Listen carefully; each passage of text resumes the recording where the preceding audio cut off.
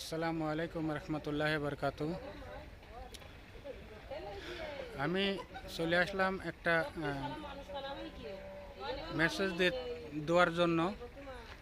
আপনাদের আসলাম একটা মেসেজ দিতে যে আমাদের এই জায়গায় সবার আসতে হবে, হিন্দু, মুসলমান, খ্রিস্টান, শিখ, ইসাই সবার এখানে আসতে হবে। আর সবার এই বাগানে থাকতে হবে, সবার এই জঙ্গলে থাকতে হবে, এই বাসতলায় সবার থাকা লাগবে। তো আমি একটা কথা দেখেন, আমার পুরো গার লোম সব খাড়া হয়ে গিয়েছে। আমি একটা কথা বলতে চাই যে মরণের আগে স্মরণ করো, খোদাকে স্মরণ করো, তওবা করো। যা গুনাহ করেছি আমরা, গুনাহ থেকে আমরা তওবা করি, তওবা করে আমরা আল্লাহর রাস্তায় যাই, আল্লাহর সাথে সম্পর্ক গড়ি, আমার রসুলের সাথে সম্পর্ক গড়ি। তো আমাদের কবরে আসতে হবে, যেতে হবে, সবাইকে যেতে হবে। তো আশা করি আমার এই মেসেজ দেখে আপনারা একটু শিখবেন বা একটু বুঝবেন। আমি যে কবরস্থানের ভিডিওটা এই জন্যই করলাম, আমি কবরস্থানে আসলাম, এসে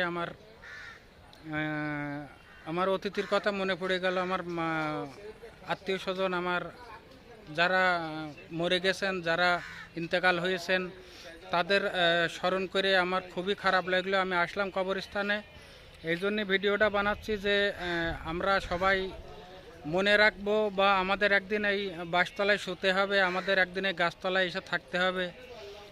এনারা যেভাবে শুয়ে আছেন দেখতে পাচ্ছেন, এনাদের মতো আমাদেরও একদিন এখানে এসে পড়ে থাকতে হবে।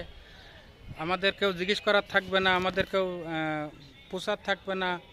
তো আমরা চেষ্টা করব যে আমরা সব সময় আল্লাহ তাআলা স্মরণ করে 5 ওয়াক্ত নামাজ কালাম পড়ি বা উপর আল্লাহ স্মরণ করি, আল্লাহর রসুলকে স্মরণ করি। আমরা সব স্মরণ করে আর পীর ওলিয়া আল্লাহদের স্মরণ করে আমরা আমাদের পুরনো গুনাহগুলো আল্লাহর কাছে মাফি চাই। আর আমরা চেষ্টা করব যে আমরা কোনো গুনার সাথে না জড়াই। আমরা এই ভিডিওটা আমি বানাচ্ছি এই জন্যই যে আমরা পরকালের চিন্তা করি, আমরা পরকালে আমাদের সাথে কি সুলুক করবেন আল্লাহ তাআলা আমাদের সাথে যে কি সুলুক করবেন আমরা নিজেই জানি না। তোই এটা স্মরণ করে আমরা একটু দেখতে পাচ্ছেন এখানে পুরো কবরস্থান এটা। তো আমরা এটা স্মরণ করে আমরা চলবো, আর আমরা গুনাহ থেকে দূর থাকব, আল্লাহ তাআলা স্মরণ করব, 5 ওয়াক্ত নামাজ পড়ব। আমরা কাউকে ধোঁকা দেব না, কাউকে ঠকাবো না।